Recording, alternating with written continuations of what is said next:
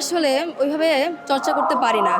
আমরা অন্যান্য ভাষাকে একটু বেশি গুরুত্ব দিয়ে ফেলি, কিন্তু আসলে বাংলাকে সবচেয়ে বেশি গুরুত্ব দেওয়া উচিত আমি মনে করি, যেহেতু বাংলা আমাদের রাষ্ট্রভাষা।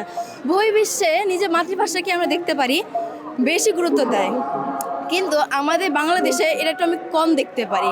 কিন্তু বাংলাদেশে আসলে আরও বেশি হওয়া উচিত বহির্বিশ্বের তুলনায়, কারণ এখানে ভাষা আন্দোলনের মতো এতটা গুরুত্বপূর্ণ ঘটনা ঘটেছে। তো আমি চাই বাংলার গুরুত্ব আরও আরও বেশি দেওয়া হোক।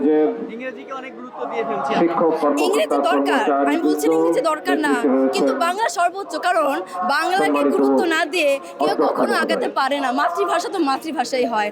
তো আমি চাই যে আমি একজন শিক্ষার্থী হিসেবে বাংলাকে সর্বোচ্চ গুরুত্ব দেওয়া হোক, বাংলার প্রতি আরও যোগ দেওয়া হোক, আর ইংরেজিকে রাখা হোক। ইংরেজি আমরা শিখবো, কিন্তু চর্চাটা সবসময় বাংলাতেই যাতে থাকে। চর্চা কি করা হয়? আপনি কি রেগুলার চর্চা করেন বাংলা? আমি চাই আমি বাংলাতেই চর্চা করি, আমি ইংরেজি শিখি, আমি কোচিংও করি বলতে গেলে, কিন্তু আমি বাংলাতেই চেষ্টা করি বলার।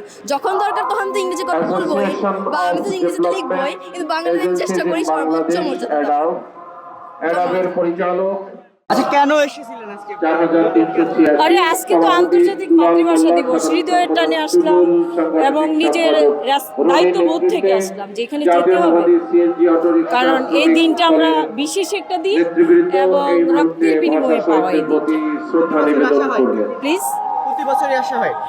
পর্যায়ক্রমে প্রতি বছরই আসা হয়। আমি যদিও ঢাকার না, গ্রেটার ময়মনসিংহের আমি, তো প্রতি বছর আমি আসি না, কিন্তু আমরা তো এটা ধারণ করি, লালন করি। কথা বলতে চাচ্ছি